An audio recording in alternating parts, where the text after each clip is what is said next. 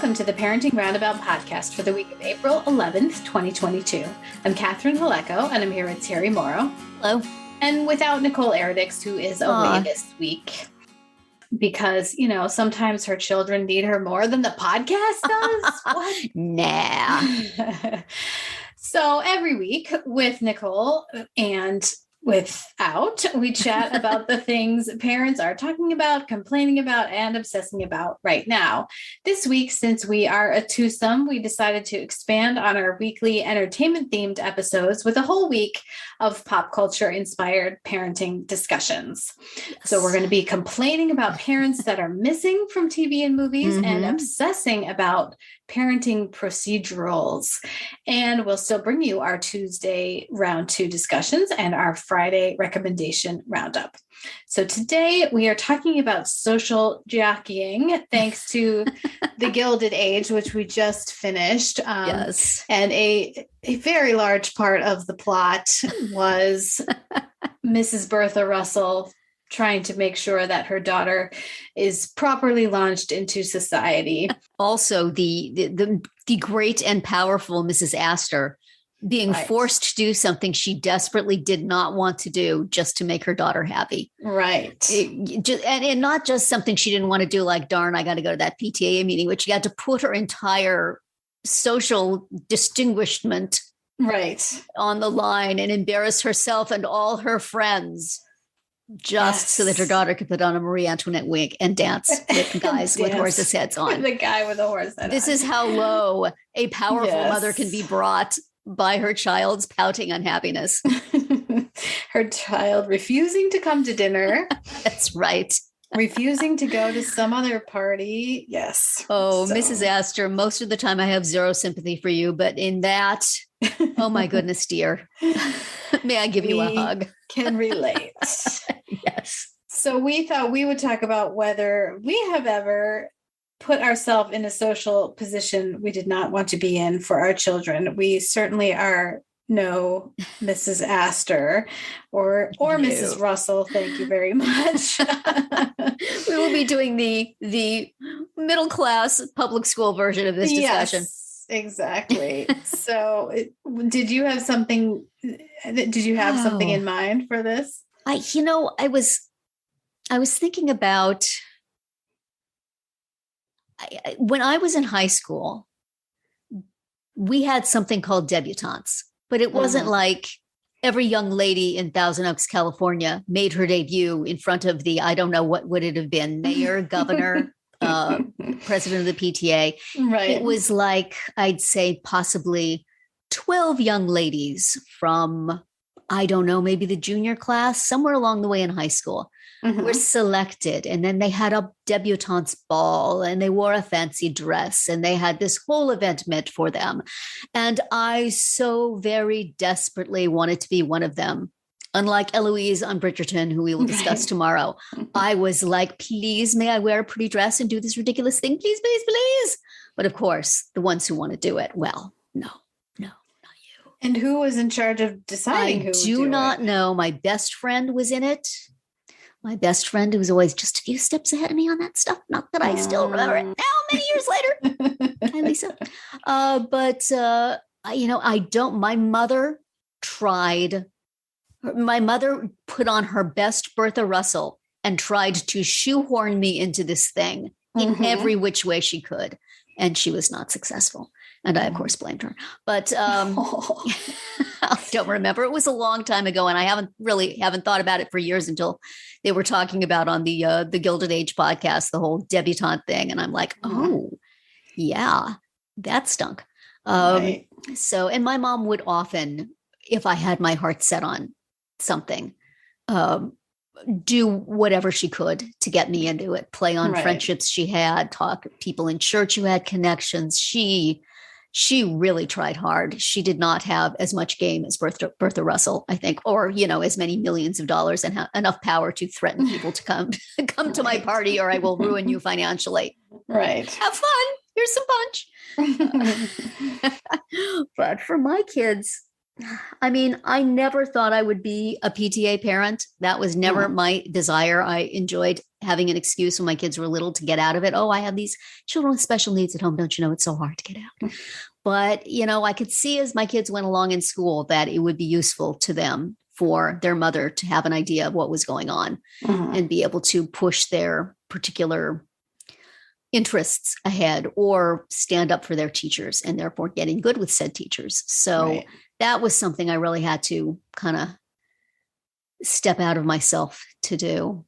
I don't remember if my kids ever pouted at me to do something, but I'm sure there were times. And of course, there is also in this modern day, also the situation of if your kid has a friend, you probably have to spend a certain amount of time with their parents. I don't know if is that true for typical kids, because it's true for kids with special needs. You are going to be a pod for the next little while. Yes, and totally. whether you like it or not, that's going to be your little social circle.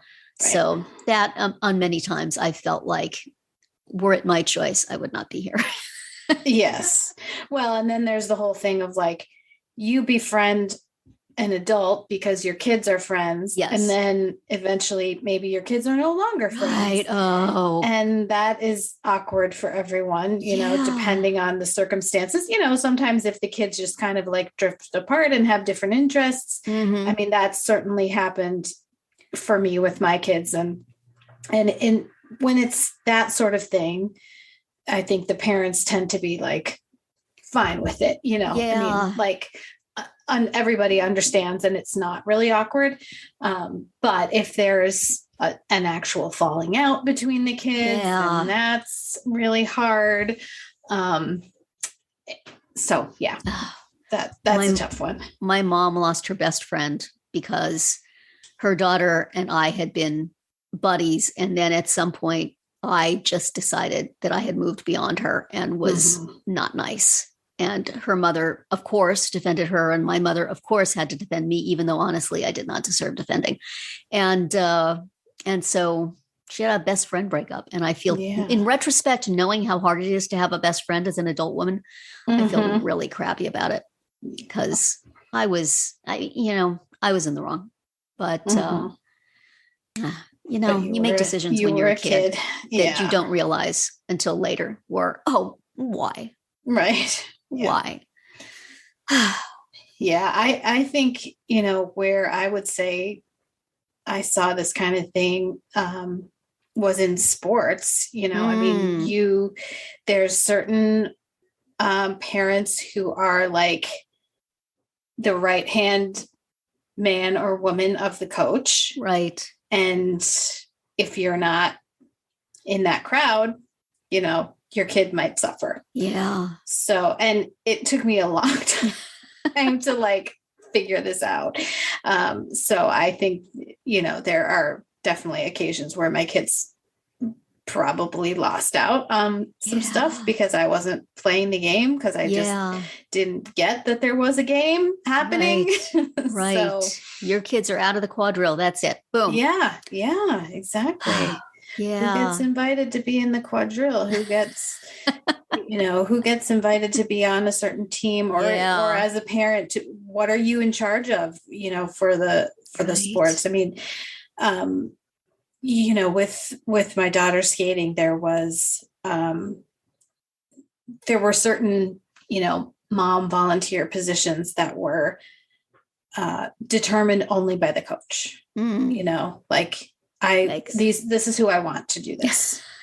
And, if you didn't want to do it, or if you did, and she didn't want to pick you, then, you weren't going to be doing that. Oh, jeez. That's brutal. Yeah. I don't think that's how I got my job of catering to that wasn't one of the special jobs. Yeah. So. I worked really hard on the marching band committee for all 4 years my daughter was in it.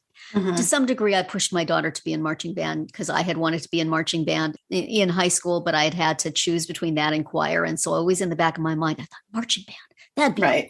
So I put this poor thing in it, and she did her best, but she was never amongst the core kids, and she was never quite with it. And I volunteered ostensibly so that I could find out all the information I needed so I could supplement whatever information she didn't have. But I just also really had the feeling like everybody was perfectly nice to me. And I was secretary for 4 years. I did everything. I did the website. I did what I could. They were just fine. But I felt like I was kind of the scholarship kid in the parent organization. Right. We'll let you come in. Sure. Come in, do something. Yeah. Isn't that nice? Look what she's doing. Not because of anything they did necessarily, but just because there was a core of cool kids, and there was a core of cool kids' parents. And then there were others who were given respect. Nobody was mean, but you just, right. You're either Mrs. Astor or you're Mrs. Morris, or no, you're just like, I was like maybe Bertha looking in through the window and saying, maybe if I do enough stuff, they will let me in. I don't know. It's terrible to say because everybody was, it's one of those things that you can't put your finger on anything specific. And maybe it's just you, but it's not just you. Yeah. So. I believe it for sure. I mean, I definitely feel like that in some of, there's just like cliques among the parents is what it is. And this wasn't a mean clique, but it just is what it is, Like they maybe knew each other from their kids being, they'd had other kids in band also. And in many cases, they had been in band themselves. So, it was just weird. Yeah. So I do get the feeling of being tolerated, but not accepted. That's not that. I mean, it wasn't even like that really. Yeah. But it's like accepted, but not included or something. There's just some little separation, and I always felt bad because I know my daughter was having that in a much larger way. Even though again, everybody's very nice, right? Because that's but I could definitely, there's times in my life I've could definitely see myself in a carriage sending in my calling card and being told the person was not there, and then seeing somebody else drive in and go inside. Right. Yes. And possibly a few times maybe taken out the back door. With the fish cleaners and the chicken pluckers and the rug beaters and the smokers. Please listen to our round two from last week to make sense of all this. But this is pop culture parenting. Oh, well, very glad to be more or less past that time, I guess. Yeah. Although there will always be other. Right now, neither of my kids is that social, and it's like excellent. Let's just all stay home. Right. Nobody gets hurt. We are each other's quadrille partners. That's right. Who has the horse head tonight? Well, I mean, above it all, let's just say thanks that we don't live back in a time where the social ins and outs were quite as delineated as they were then. And high stakes. Yes. As in Bridgerton too, which we'll be discussing tomorrow. It's like, well, sometimes things stink here, but it's not quite as humiliating as some of the things that happen to people in these past shows. Well, that will be it for today's round one. Tune in tomorrow for our entertainment themed round two, and later in the week to find out what we're complaining about, obsessing about, and recommending right now. We're always interested in what you have to say, so drop us a comment on our website, our Facebook page, or Twitter, where you'll find us at Roundabout Chat.